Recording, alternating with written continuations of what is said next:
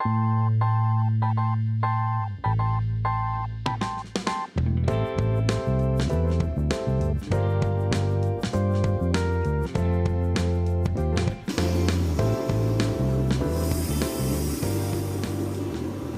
everyone!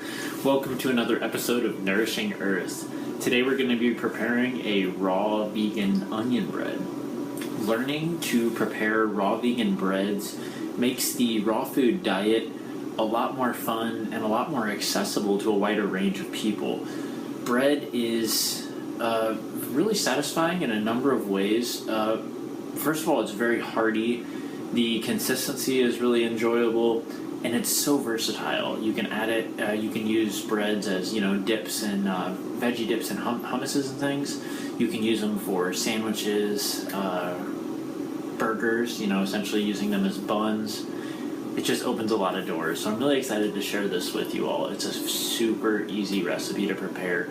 The only real thing you need is a dehydrator and some type of blender to process ingredients. So let's look at the ingredients we're going to use. We have got 3 cups of organic sweet onions. You definitely want the sweet variety of onion to get the full caramely, rich awesomeness that makes this bread so wonderful. We have 1 cup of flax flour.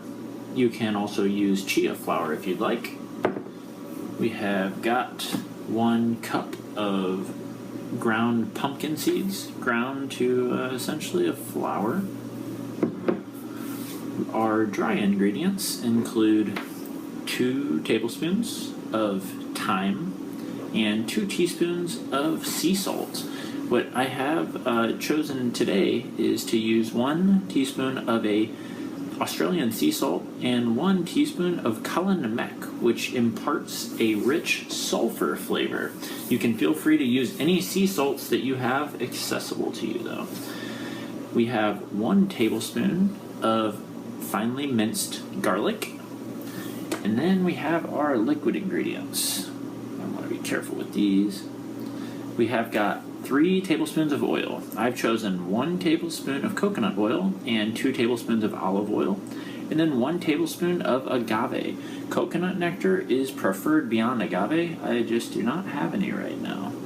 So the only real preparation you need ahead of time is to grind your seeds and both your different seeds, and then to finely chop your onions. Onion consistency is pretty important because this is what's going to determine your bread. I've chopped mine pretty fine. You can play around with different variations.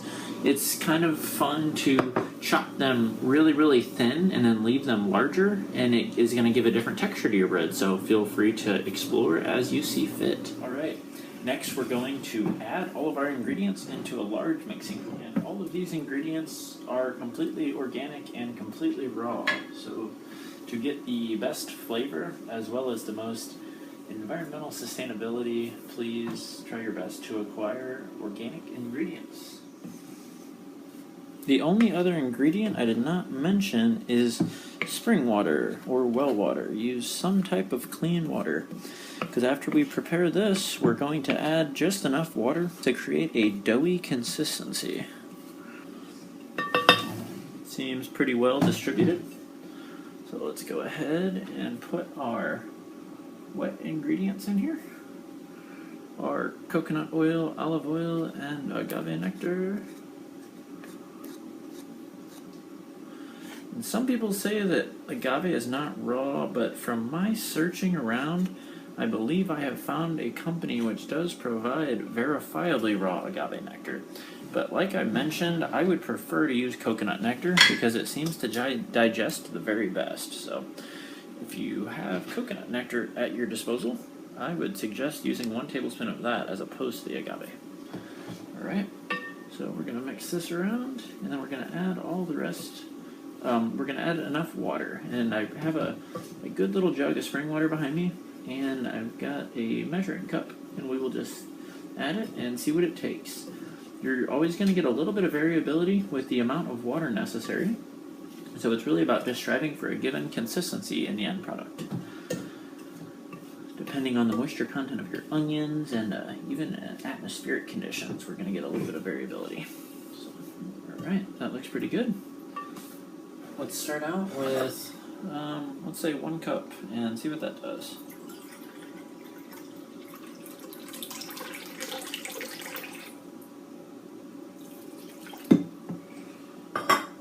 Pretty sure it's going to take more than 1 cup. Now we're probably going to want to let this sit for a little bit, because as the flax absorbs the water, it's going to start to thicken up, and that's what's going to really give us the consistency we want. We want a nice doughy consistency. Actually, 1 cup might be sufficient. See what it's doing here? It's getting very, very doughy. Cool. Well, that's going to do it. Let me show you guys what we're working with consistency-wise here. This we'll be able to spread onto the dehydrator trays pretty easy. It is still, it's pretty moist, but it's firm enough to spread. Alright, I have thrown it onto the dehydrator tray with the non-stick sheet. We are going to spread it around. You can really play around with different thicknesses for your bread and get different results. I'm going to strive for right about a little under 1 centimeter, I would say. When these onions start to dehydrate, and from the addition of the oils that we've given them, they're going to get really rich and almost like a caramelized onion kind of flavor. And it's amazing, really, what you can do with this bread. And I'm going to add this to the dehydrator in just a minute, and I'm going to put it in there at 108 degrees, or what do I have it at? No, 105 degrees. And I'm going to leave it in overnight. You can probably flip it in about 3 to 4 hours. But you know, if you've got things to do, or if you want to prepare this before you go to bed, that's perfectly fine. Just flip it over. And like I was saying in the video for the veggie burgers, the sooner that you can get it flipped over, the better, because when you flip it, you're going to pull the dehydrator tray out, and that's going to allow it to really, the moisture to leave it a lot quicker, because this tray underneath has air holes in it. It certainly took a little longer than I hoped, but with some patience and diligence, I was able to yield a fairly uniform spread of the batter. And it filled up just about one of these entire dehydrator trays. Let me see if you can see the thickness there. I can really be able to see it too much. Let me see if I can lift it a little bit. There we go. I would say a little bit, it's like 1/2 and 3/4 of a centimeter. Something like that. So, I'm going to go put it in the dehydrator at 105 degrees, and I will leave it there for overnight, so it'll probably be in there about 6 hours before I flip. It's been about 8 hours, and this is more than ready to flip. It would have been ready probably 4 hours ago to flip, but this is fine. There's no real damage to doing it later. So, hold the dehydrator sheet off, throw the tray on top, flip the whole thing over. It's sticking a little bit to the dehydrator tray, so I'm going to go ahead and just spatula it off as I do this. It seems best to pull from all the different edges and kind of break the seal. So I'm going to go ahead and do that. Alright, so I'm spreading this around, get it real even again. It didn't really get damaged or anything, just a little bit uneven, so. Alright, perfect. I'm going to throw it back in for another probably 6 hours or so, and then I will show you what we've got. Alrighty, I have let it dehydrate through the day while I was at work. I wound up actually letting it go longer than 6 hours, but I think somewhere in the range of 6 to 8 hours, and it would have been about perfect, and it is still pretty good now. That's one of the cool things about doing food in the dehydrator, is you really can't get it too wrong. You have a pretty good a margin of flexibility for the timing. So I let this dehydrate for about another 12 hours, and it's about perfect. You can see the consistency It is pliable, but it is holding together real good. So I'm gonna cut this up into bread and show you guys what it looks like.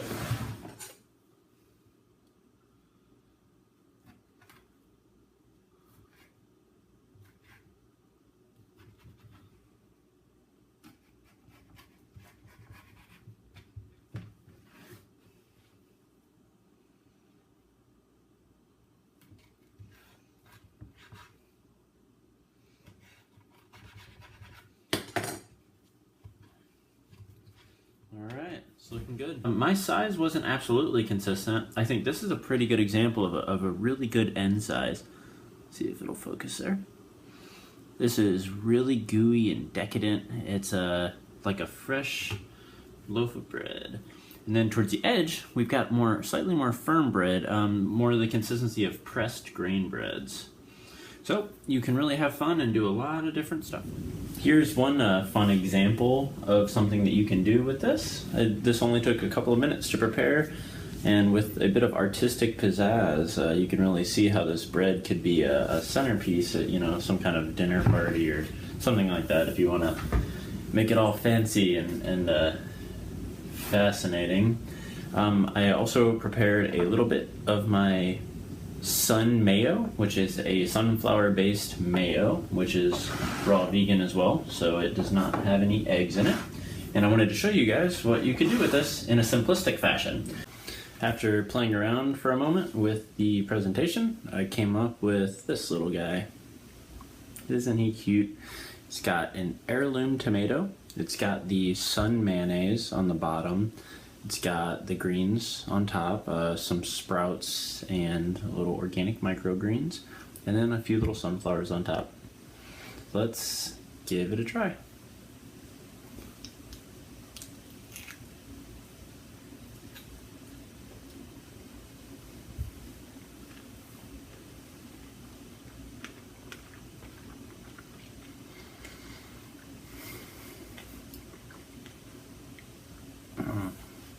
Make sure it's not all in my beard.